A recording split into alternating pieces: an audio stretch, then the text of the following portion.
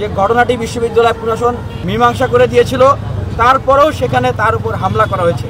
আমরা স্পষ্টভাবে বলতে চাই, যারা খুন করেছে তারা সন্ত্রাসী এবং খুনি। তাদের পরিচয় একটাই, তারা শিক্ষার্থী না। কোনো রাজনৈতিক শেল্টারে, রাজনৈতিক পরিচয়ে তাদেরকে যেন কোনো আশ্রয় প্রশ্রয় না দেওয়া হয়। আমরা অনতিবিলম্বে তাদের গ্রেপ্তারের দাবি জানাচ্ছি এবং দৃষ্টান্তমূলক শাস্তির দাবি জানাচ্ছি।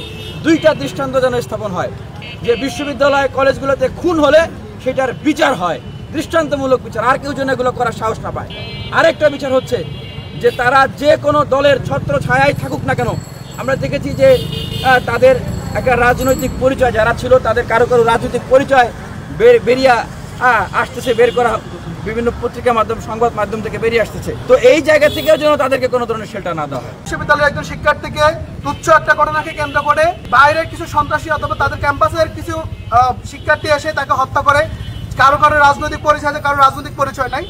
আমরা এটা বলে দিতে চাই যে কারো রাজনৈতিক পরিচয়ের আগে একজন খুনি সে একজন খুনি, অর্থাৎ আগামী 24 ঘন্টার মধ্যে যাদের নামে মামলা করা হয়েছে পারভেজের পরিবার থেকে এবং বিশ্ববিদ্যালয়ের প্রশাসনকে সাথে নিয়ে সে সকল খুনিদের গ্রেপ্তার করে সেই হত্যাকাণ্ডের দ্রুত বিচার কার্য সম্পাদন করা এবং একই সাথে প্রত্যেকটা বিশ্ববিদ্যালয় ক্যাম্পাসে প্রত্যেকজন শিক্ষার্থীর জীবনের নিশ্চয়তা এবং তার নিরাপত্তা প্রদান করাই এই জুলাই বিপ্লবের অন্যতম একটা উদ্দেশ্য ছিল এবং সেটা বাস্তবায়ন করার জন্য আমি ইন্টারিম সরকারের কাছে আহ্বান জানাচ্ছি। এই সংবাদটা এসেছে যে বৈষম্য বিরোধী ছাত্র আন্দোলনের নেতা পদধারী ব্যক্তি এই খুনের সাথে জড়িত। তখন থেকে একদল স্বার্থান্বেষী মহল বারবার চেষ্টা করছে, বিভিন্ন ট্রায়াল চালানোর মাধ্যমে বলার চেষ্টা করেছে যে বৈষম্য বিরোধী ছাত্র আন্দোলনে কেউ এখানে জড়িত নয় এবং তাদের প্ল্যাটফর্ম থেকে এই পোস্ট পর্যন্ত দিয়েছে।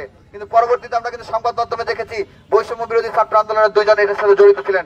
এর মানে এটাই প্রতীয়মান হয় কেউ নিজের ব্যক্তি স্বার্থকে চরিতার্থ করার জন্য 2000 শহীদের